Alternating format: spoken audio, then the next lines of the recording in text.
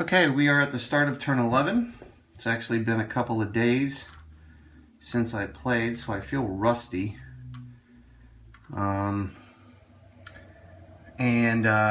know, I wanted to note that after I do the videos, I do watch them and I cut out some of the long dead spaces where I'm just thinking. I cut those out to shorten the videos a bit, and put in a couple of notes if I catch myself saying something wrong. I also obviously have the chance to watch what I'm doing for the second time, and sometimes I reconsider things. So I'm going to reconsider. If you remember, last turn we moved these guys out of here after on a close combat withdrawal move, first one I've ever done. And it made sense to move them here such that this hex could not, this position hex could not reinforce on a green R action because we control that even though we're disrupted. And it occurs to me that an even better move, if I want, and I am going to choose, although it is somewhat risky, because if I move him here, he's going to be 2 away from an inland hex, empty inland, and that can be trouble. But at the same time, this hex is now out of communication. Because this guy controls these, and this guy controls these. So if we want to attack or close combat, in either case, that's better for us. So I want to risk it. I want to risk that there and trust that some kind of yellow action won't come up there. It certainly could. What are you going to do? All right. So let's turn our attention to the we got it! Rear Admiral Shibazaki killed by naval fire. I just reshuffled the deck, by the way, because I looked at the end of turn 10 and it looked like the draw pile was thin, so I reshuffled and we got the Admiral Shibazaki killed the first time he's been killed. So I flipped that over.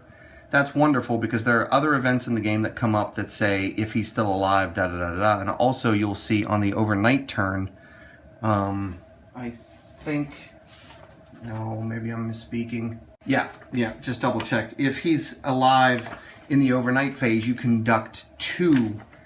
Oh, that's fortuitous. That is. I just reshuffled those two.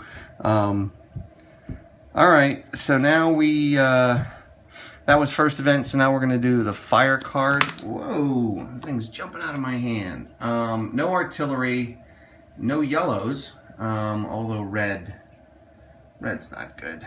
Red diamond, oh yeah, these guys are finally going to get hit over here. Okay, well, that was going to happen. So let's start with, actually, let's start over here. Red Coastal R, it's turn 11, so he's going to resupply and he's going to fire. So these guys are both going to get, okay, yeah, just double checking. I think this is going to be as terrible as I think it is. I think what happens is, oh, but I have to remember that a unit still cannot be hit more than once by the same position group. Okay, so I think what happens is we come over here. These guys are Coastal R with U.S. units in their field of fire, and they resupply and they fire. In fact, this should be over here on turn 11. Oh, and also on turn 11, I need to flip over the I action marker, so the I is now in effect, okay? So I think he resupplies, and then he fires, and these guys are a diamond, so they are hit. So I-3-2 is reduced, okay? Although the reason we put him there was to prevent, this is still in our control even though we are disrupted. I should put a disruption marker there, although the hero is not disrupted.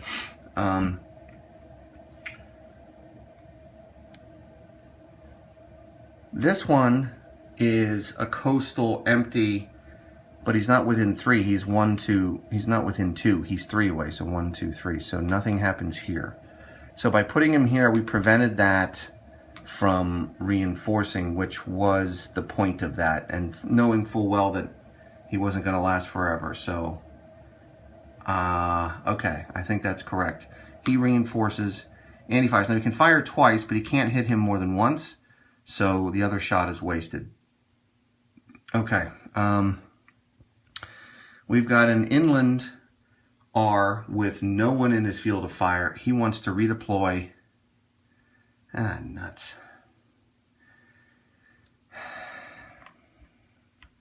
He wants to redeploy, which is, I think here would be the closest he can go within 3. And then he wants to fire. And, okay, this yellow dot is pointing to this down here. So this yellow dot is in here, and he's looking for diamonds. Unfortunately, he's a triangle. Okay. So, so that was that red wing. That was that. This coastal R, on turns 1 to 10, he would stay there and man the artillery. Remember that? But now, later in the game, they say, well, there's really no point in us staying here manning the artillery. We need to head towards the American troops. So he's going to redeploy and fire. Question is, where can he go that is closer to a U.S. unit? Because he can only go 3, and that's 1, 2, 3, 4. Right now he's 1, 2, 3, 4, 5, 6, 7 away from a unit. If he moves here, he could be 1, 2, 3, 4, 5, 6, 7. 1, 2, 3, 4, 5, 6, 7. I don't think he can get closer, and moving here is not going to get him any closer. So I would argue that he's not going to redeploy, because there's nowhere he can go that will get him any closer. Okay. Now this crap is going to hurt. Well, no, actually, this is just a straight. No, this is going to be a coastal R with someone in his field of fire is going to be resupply and fire. And fortunately, they get 2 shots. But fortunately, he's looking for diamonds, and we are not diamonds. We got to do something about that. And this, again, we control it, so we don't have to worry about that reinforcing. Okay. I'm sorry that I go so slow. I don't know. It's just the way this game always makes me feel like I'm playing it for the first time with these actions. I don't want to miss anything, so I always feel like I'm going really slow with these things. Yeah, all right. Purple, nothing. None of these are red, right? I think, oh, this guy is. What am I saying? Okay, so this guy is red. And he does not have anyone in his field of fire. Excuse me. So coastal R with no one wants to redeploy, but I don't see how he could get any closer than he already is. So he's going to sit tight. We've got an R here, and he will redeploy. 1, 2, 3, and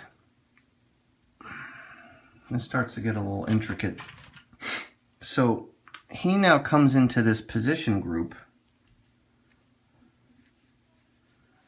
Let me think about how this all goes. Okay, sorry, I had to work that through. I'm probably overcomplicating it, so I'm just going to keep it very simple. It just occurred to me that it's a redeploy and a fire, because it's turn 11 or later. So he moves into here, and I wasn't sure if then that puts him as part of a position group. Does the whole position group fire? I'm going to say it's just this unit, right? Let's just keep it simple. So I guess it's he moves and he fires. So he's a brown, and this guy's in his field of fire, but he's not a diamond, thankfully. So I think I think that's all that happens. I don't think he activates the entire group, although I could see an argument that could be made that but all right, we're keeping it simple. This guy moves, this guy fires. That guy didn't do anything, and that's it for red. All right. Double green and the A action. So as a reminder to myself, double green coastal will fire artillery, and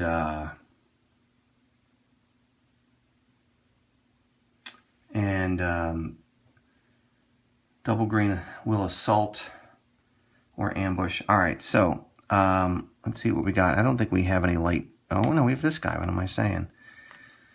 This guy's a coastal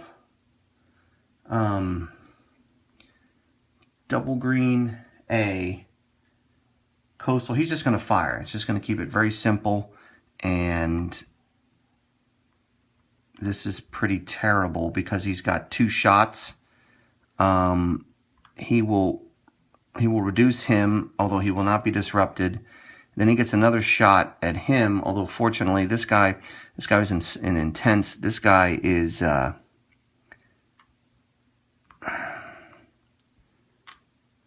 this is interesting.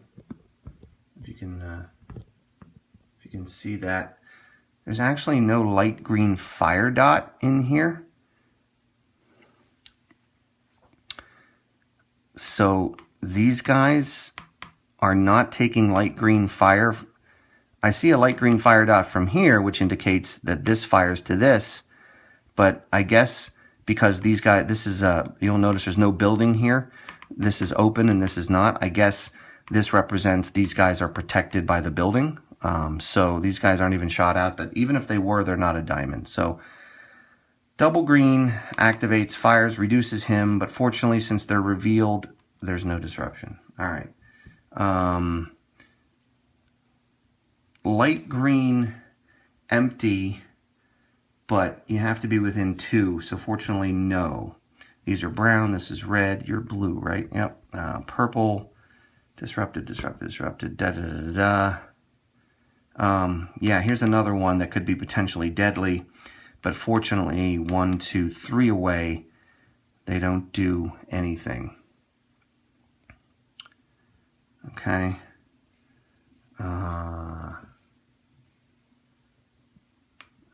don't know if I'm putting the camera where I'm pointing. That's the one I was just saying doesn't do anything. Okay. Now, continuing, here's excuse me, another one, inland, but he's 1, 2, 3, 4 away, so we don't have to worry about that. And I think that's the end of the double green. Okay, now single brown's going to fire. These guys are purple, these guys are red, and all they do is fire at tanks, so we don't have to worry about them moving, fortunately. So I don't think there's any activity over here. These guys are brown, but we're not in their field of fire, fortunately. These guys are in the field of fire of this brown over here, who's disrupted. Don't have to worry about that. Continuing eastward, these guys, no action there. And then, so now do you see, it's kind of awkward. Since he moved, I would appreciate anyone watching who can comment on this. And I apologize for the glare of my lamp. Let's see if there's a way. Yeah, that's a little better. So remember, this guy came from red. So I'm going to put that, I should put that on there to show that he already activated this turn. He shouldn't double activate. So he moved into here. So now that single brown activates, I'm assuming that he wouldn't be counted in this. So these 3 guys, for the purposes of, you know, just playing this accurately, would then shoot. Is that correct? He shouldn't count because he already had his turn. But single R activates. So these guys would get 3 shots. And fortunately, all of them miss this diamond, this triangle. They're looking for diamonds. So all of them miss. I think that's correct. Okay. and then there will be no other brown activity because there's no special action in play. All right. Now let's remove disruption. First of all, let's remove my upside down one to my little system to show that he already activated. And then, red comes off and brown comes off, which is going to probably influence what we do on this turn very strongly, because now they're a potential threat next turn. This guy we can let sit another turn because he's going to stay quiet. All right, second event card. So it's turn 2 to 16. Add a depth marker to 1 unit. Yeah. Again, they want coastal. First, it's like it's closest to a unit, and then if equidistant, coastal. I think it's gonna have to be this. That sucks.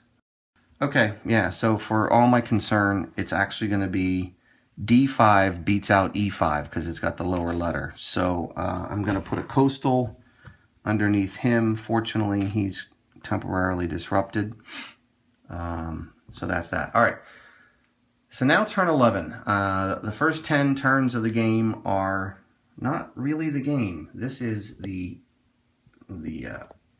format that you're going to play most of the game with, which is, as you just saw, we have 2 event phases, right? So we have the normal amphibious phase, we have an event phase, the fire phase, and then the second event phase, which we just did. Now we have the U.S. Engineer and HQ phase, and we get to take as many markers as we have engineers with the support weapon, as it's called, on the beach. Now, I had moved a couple off the beach. So, sorry, apparently I turned the camera off, but fortunately I caught it before I went very far. So we've got one guy here. This guy's not on the beach. We moved him up to help provide fire in this attack. And this guy also I moved off the beach at one point. Probably not the smartest. What are you going to do? So I'm counting 1, 2, and the guy over there is 3. So we get 3 support markers. Now, we can use these to establish garrisons in places that are secure. Okay, I think you understand secure rules. I won't go through those again. We can remove disruption, and we can also save these for the action phase for a free action. Right? Yeah. We can also spend them as a weapon wild card. You know, that's something I have not been doing. That is something I have not been doing. Huh.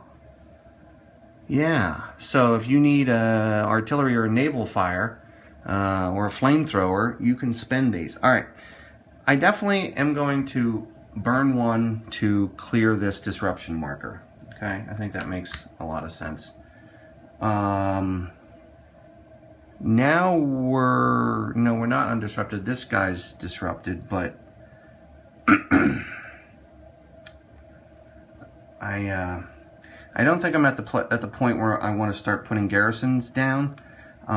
We've got to, as a viewer reminded me, we've got to get to securing 12 position hexes by turn 15 in order for us to avoid auto loss, and I really don't want that to happen. I think once we clear these guys out, and this guy, we should be and these guys here. So the guys that we are in position to clear out, once we clear them out, I think we'll be in reasonably good shape. All right, another thing we can do, does not cost a support marker. It's just, you know, like a free action in the HQ and engineer phase, is we can plant an HQ where they are and create a command post. I don't think I'm ready to do that yet either. Yeah, we're not ready to do that. And then what's neat is that in future command phases, you can increase their range. So you plant it on this turn, and then on next turn, now they've got a range of 2, and they start giving out free actions to units that are 2 around them. Now, you can't plant one unless it's in a secure position. So this one, apologize, pointing at this one here. This one we couldn't plant him because he's clearly not safe. So I don't think we're ready to do that yet either. So I think what I'm going to do is I'm going to keep our support markers for free actions because I think we're going to need them, even if it's just to move those 2 engineers that are currently not on the beach onto the beach so that we get more support markers next turn. All right, let me set up all of our free actions. Okay, I did a little looking around. It's one of those turns where we're not going to be able to get everything done that I want to get done. So I'm just going to pick my spots, and this is expensive. It's using up 2 of our available actions. So, but I think it's worth it because we are flank attacking. These guys are not doubled. Okay, they are just hanging out in the woods or palm trees. They need to be flanked, which we're doing. So we are at least double. We have the weapons, and since it's turn 11, the depth marker is eliminated and the unit is defeated. And remember, we put him here so this guy's out of communication. So instead of going into the reserve box, he's going to go into the defeated box. All right, let's just put the depth up there. All right, that gives us some breathing room over there, so I feel pretty good about that. Now we have a bunch of free actions here, which is pretty simple. It's these 2 stacks are going to combine fire on him, which is a flank attack. We've got a hero with a radio, and we've got, what did I see, 4 down there, and another 6 is 10. He's doubled to 4.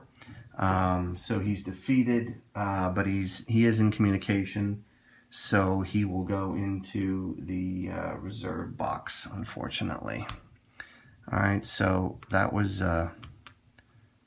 those 2.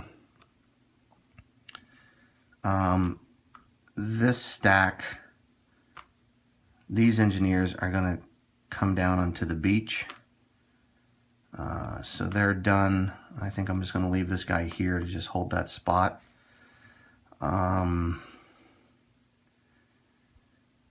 This guy needs a machine gun and a flamethrower.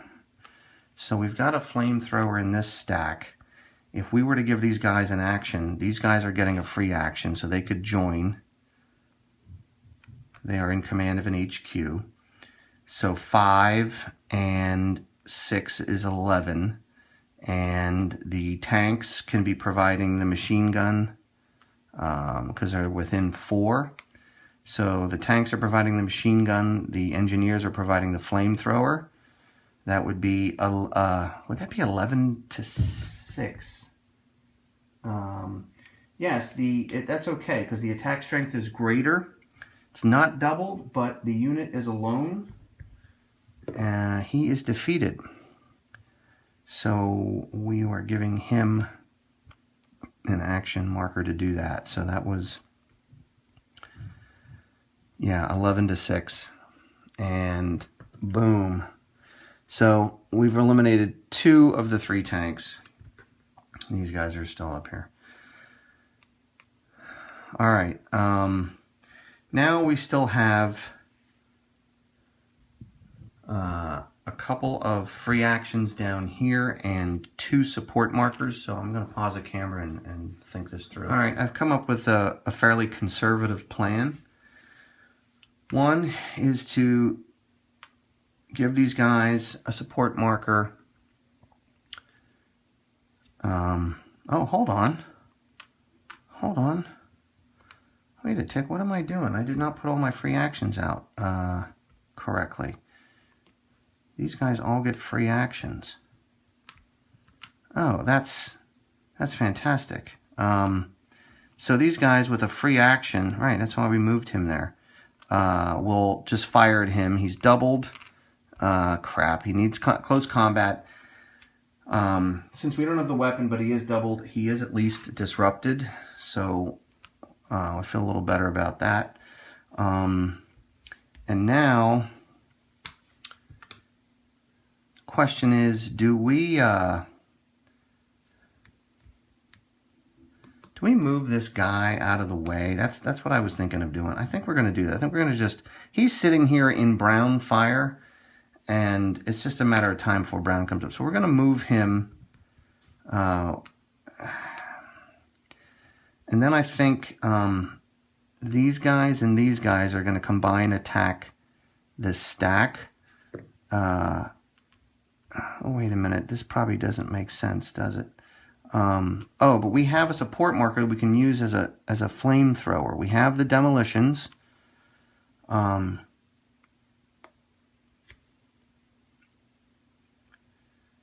Okay.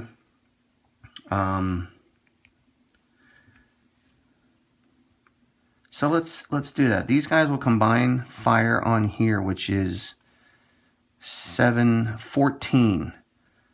Although these guys are going to be both doubled. That's all right. Let's do it.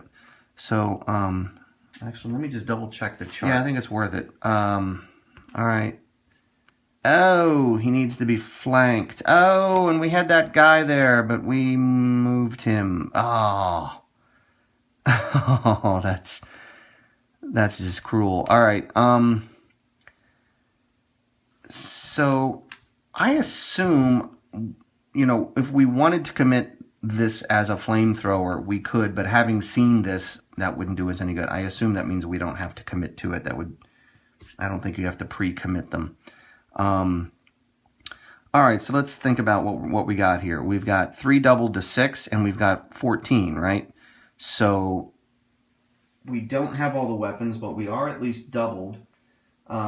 He's disrupted, which he already is, an optional attrition. So if we want, we can get rid of that flank marker by, yeah, why not? Let's take this guy down and get rid of the flank. And then he's disrupted. All right, and then I had moved him into here with this action. So this stack is complete. So that actually leaves us with one more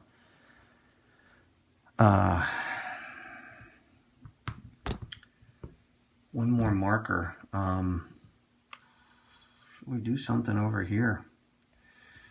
One of the other changes on turn 11, I don't remember if I mentioned this or not, so forgive me if I'm repeating myself, is that we can move 3 spaces instead of 2.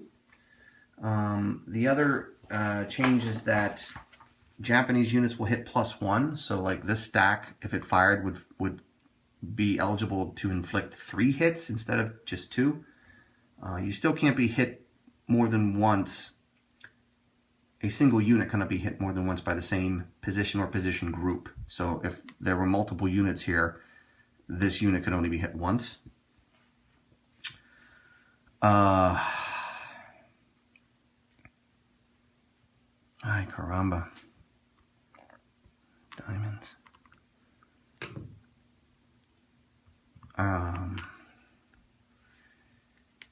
We need some free actions over here. That's the problem with this part of the island. We don't have free actions. I'm going to pause and just think what to do with this last marker. You know what?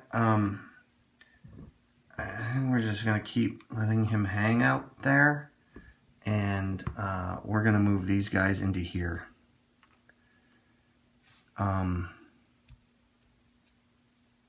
Yeah.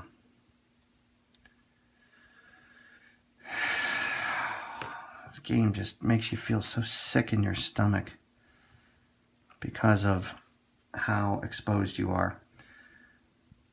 Okay, we are not doing any close combat, so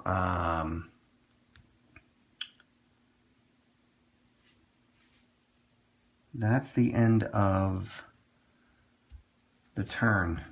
All right, so let me pause and reset for turn 12. Oh, yeah, and we can remove this. So that's the last thing we'll do, and then reset.